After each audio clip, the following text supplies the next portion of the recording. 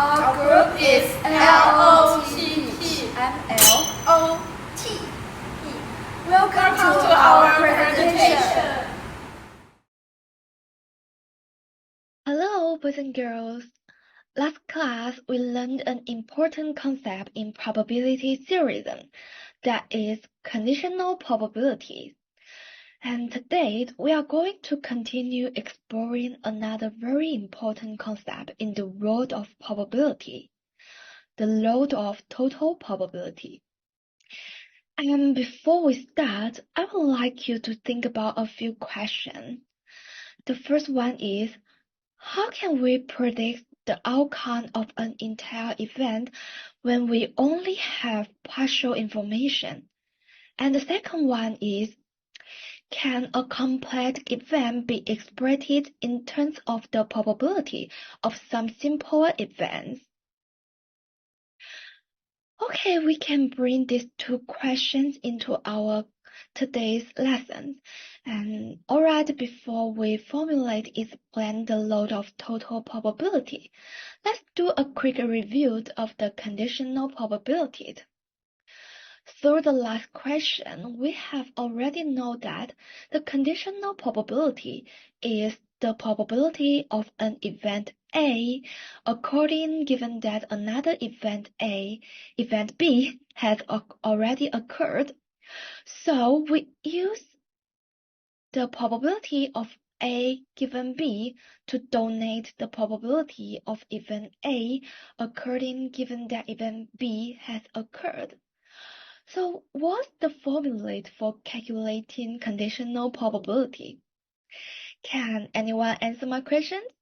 Or can you answer together? Okay, right. The probability of A given B equals probability A in the set B over probability B. That's right. And here, look at the Venn diagram. You can see A intersect B, right? But what's probability A intersect B represent? Yes, correct. It represents the probability of events A and B happening together. So it leads to another formula that is multiplication formulas. According to the definition of conditional probability, for any two events A and B, if probability B greater than 0, then we can know that the probability AB equals to probability A times probability A given B. You have to pay attention. It's very important. You have to make sure that the probability B is greater than 0. Okay, some students may ask, if an event A can be expressed through multiple conditions, like the B1, B2, B3, to Bn, how then should we calculate the total probability of event A? And I have to say, this is the problem that the law of total probability aims to address. Hello, boys and girls. Have you ever drawn lots? Let's imagine a situation together. A group of 3 people. None of them are willing to answer teacher's question, but they must choose one to speak. So they decided by drawing lots. The rule is that there are 3 equal pieces of paper on the table. 2 of them are blank, and 1 is marked with a black point. Each person selects 1 piece of paper, and the student who chooses the marked paper must answer the question. Now, I want to ask, will students who draw cards first be luckier? Some students may think that the higher the order, the lower the probability of getting the marked paper. After all, there are more opportunities to choose, and the last order will not have chance to choose. However, some students believe that this goes against the fairness of draw. So the probability of getting the marked paper should be the same. So which idea is correct? How can we explain it? Now, I want to invite all students doing this experiment together to feel the impact of the order of drawing lots on the probability of winning. every 3 students form a group, with a total of 20 groups in the class. Simulate the drawing scene we just proposed. And after 3 minutes, students who have drawn the marked paper should stand up and report their drawing order. I will count the number of people on the table of the board. Now, please take action. Okay, I see everyone has completed, and 20 students has also stood up. Let's check together. The number of people, I see, in each row is 7, 7, and 6, which seems to be quite average, right? Do we already have feelings that the order is not related to the probability? But we still need strictly mathematical proof to make convince. So now, please focus on the whiteboard. If we can calculate the specific probabilities corresponding to each drawing order separately, we can directly compare them. We denote A1, A2, and A3 as the event that first, second, and first student was selected. And PA1, PA2, and PA3 are their respective probabilities. Please see the whiteboard. PA1 is obvious equal to 1 over 3. So its opposite PA1 bar equals to 1 minus 1 over 3 equals to 2 over 3. And PA2 is only related to PA1 because it depends on whether the first student chooses the marked paper, which can be divided into 2 situations.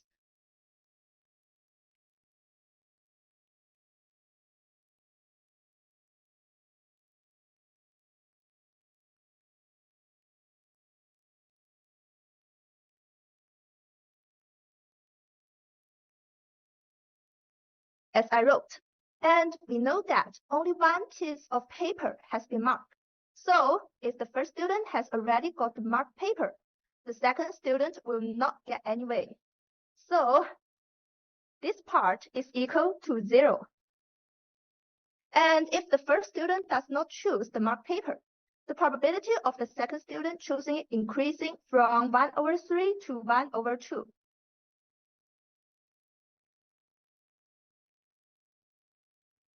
Therefore, this part is equal to 1 over 2. And the probability of PA2 is equal to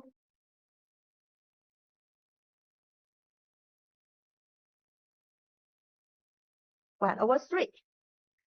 Of course, there is also a way to calculate PA3, which is similar to calculating PA2.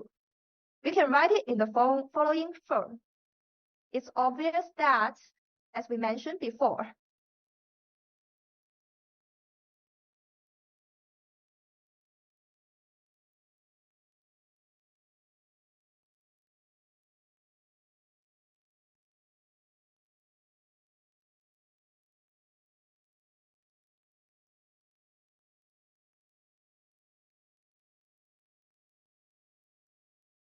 in the case of someone choosing the marked paper earlier, the first student is unlikely to get. Therefore, there are 2 items that are both 0. This part and also this part is equal to 0. Thus, this formula can be written as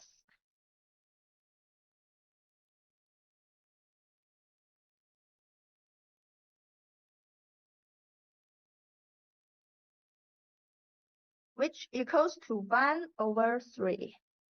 Of course, there is also a simpler method to calculate PA3. Because 1 out of 3 people must get their paper, so the probability sum is 1.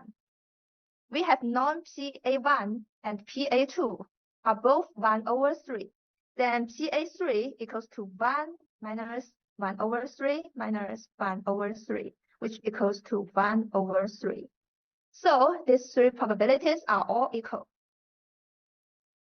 Through this calculation, we found that The probability of getting the marked paper is not related to the order of the job, as the people in the lower order may be in disadvantaged position when these people in front of has already got the marked paper, or they may in advantage position when these people in front did not get, which increase the chance of the later to get.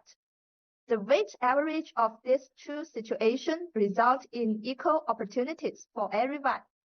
And in the process of doing weight averaging, we use the new formula we will learn today, the total probability formula.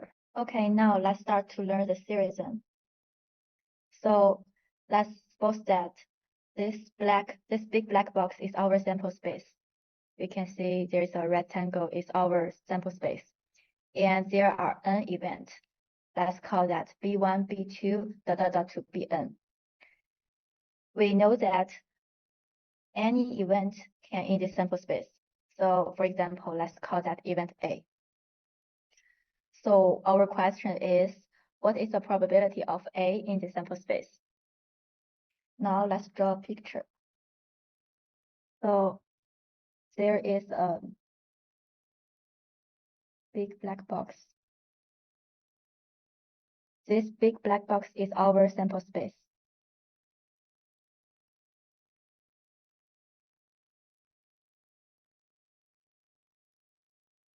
There are n events that partitioned in the sample space. Let's call that B1, B2, Bn. There is an event A in the sample space.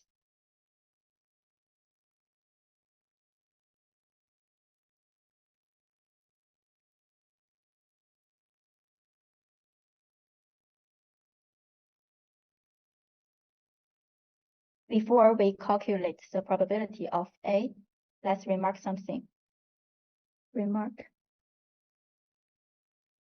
The first one is the n event, they are disjoint. So which means that B1 intersect B2 intersect Bn is equal to empty. And the second, B1 union B2 union union Bn is equal to the sample space. Sorry, I left intersect here. So what is A in the sample space? A is equal to the pieces part in the sample space. So it should be here.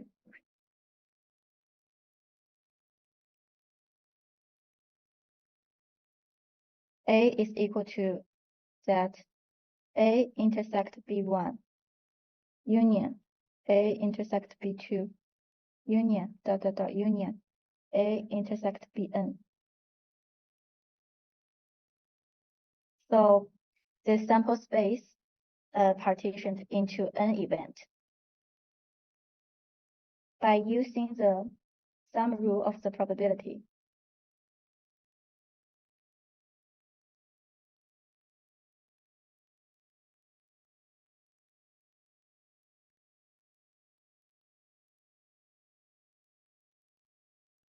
we know that the probability of A equal to the probability of A intersect B1 plus the probability of A intersect B2 plus all the way up to the probability of A intersect Bn. So sometimes we don't know the intersection of this. So we often use the conditional probability to figure it out. We already reviewed the conditional probability in the beginning. So let's write the conditional probability.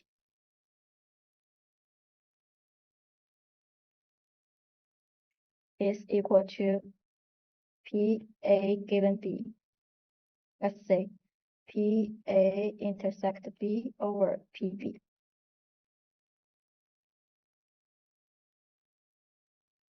We can rewrite the formula PA intersect B equal to PA given B multiplied PB.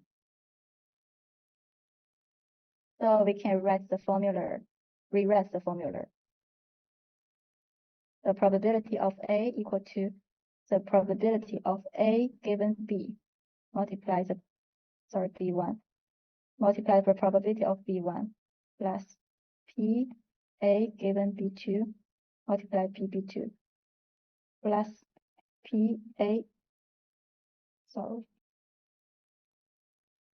plus all the way up to PA given BN multiply PBN.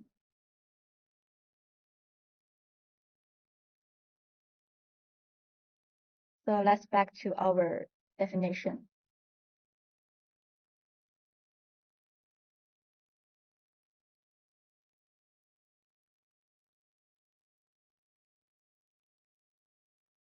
So the law of the total probability is suppose B1 to Bn are mutually exclusive and exclusive event in a sample space. Then for any event A in that sample space, we can get the probability of A equal to the sum of the probability of Bn multiplied PA given Bn. Let's go to the next part. All right, now we are going to talk about a very famous problem named the Monty Hall problem. It's also called the three doors problem, and it's a very famous probability problem related to the conditional probability. And now we are going to use the LOTP to solve this problem easily. Well, Monty Hall is the host name that he played this game on a TV show, so the problem is just named after him. And now we are going to introduce this game for you. There is a host that we are just let little Chi to be the host. And now there are three doors in front of you. We labeled them as door 1, door 2, and door 3. And there is one door, it hides a car. And the other two doors, it hides the goats. And let's just say you are the player, you want to win the car. And the host would ask you to choose one door first. Let's say you just choose the door 1. And now the host would reveal a goat door for you, that the door would reveal you a goat. And then the host would ask you a question that, would you like to switch your choice? And what would you think? Would you like to switch your chance to your choice to win the car? Well, I heard that some of you thinking that the host action just don't change anything. Even he reveals a door for you, but there are still no condition for the door 1 or door 3 that you have the 50-50% to win the car in door 1 and also 50-50% in door 3. Yeah, and so some of you would like to stay your choice, some of you would like to switch. Now, let's go. We are going to thinking this problem in the probability view. We are going to calculate the probability of we win the car if we switch our choice. All right? And we are going to mention that there are three assumptions of our game. The first is that you want to win the car, not the goat. And the second, the host would always open a goat door for you. And the third is that it's just for the simplicity of our discussion that the player always chooses the door 1 initially. Well, it's just to saying that if you initially choose the door 3, we can just move the door 3 into the first place. It will become the door 1. And well, the first thing we are going to do, to set our aim, that we are going to calculate the probability of we win the car if we switch the door. And also, we set this event as X. And what the next step? We just learned the LOTP. And if you remember, we are going to find the B1, B2, B3, Bn that we mentioned it before. Do you remember this map? Yeah. And also, we are going to think that what condition that we really want to know. I heard that some of you are saying that we want to know which door hides the car. Great. So we just said that Bi as to present the door I has a car. And you would easily see that B1, B2, B3 are made up the whole sample space. And also each of them, the intersection of each of them are the empty sets. Great. So we satisfy the LOTP's condition. Now, the third step is that we are going to use the LOTP to calculate the probability we want. Here is the formula that I present here. And now we are going to analyze the terms one by one. For the first term, let's say PS is given B1. What does this mean? Yeah, it just means that if door 1 has the car, what the probability of you win the car with the door? Let's analyze it. If B1 has a car and initially we choose the A1, and now if the host would open a good door for you, it's definitely not door 1, and then you switch the door, maybe door 1, maybe door 2, door 3, and either of the situation you would never win the prize. So the probability of this is just 0, and the first term is equal to 0. And for the second term, that it means if door 2 has a car and you switch the car and you switch your initial choice, it's just saying that if door 2 has the car and you initially choose the door 1 and the host would reveal a good door for you, which means he would open the door 3. And now if you switch the choice, you would switch to the door 2. And door 2 has a car. So the probability of this is going to be 1.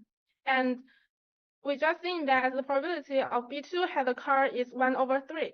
So the second term is just 1/3. And for the third term, you can think it by yourself. It's very similar to the second term. So by adding them up, it's going to be the 2/3. Great. So now we calculate our results. That if you switch the car, there are 2/3 that you would win the big prize. So what's the answer of this three doors problem? Yeah, you would definitely switch the door, but it's not always. Here is the website that it can simulate this game for you, and maybe you can play this after class. Before we finish, let's review what we learned in this lesson. Firstly, the law of total probability formula.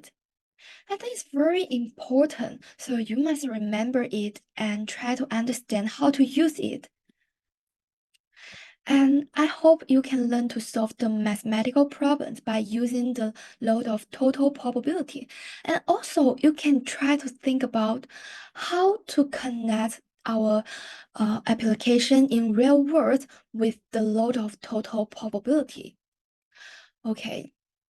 If we can break down a complete event into several simple events and knowing the probability of these simple events occurrence, as well as the probability of the complete event occurring, given that this simple event occurs, then the law of total probabilities allows us to calculate the overall probability of the complete event. So this is the main content of today's lesson. And this is our homework. Please make sure to complete the homework. And if you have any questions, feel free to reach out me. So thank you for your watching. This is our group presentation.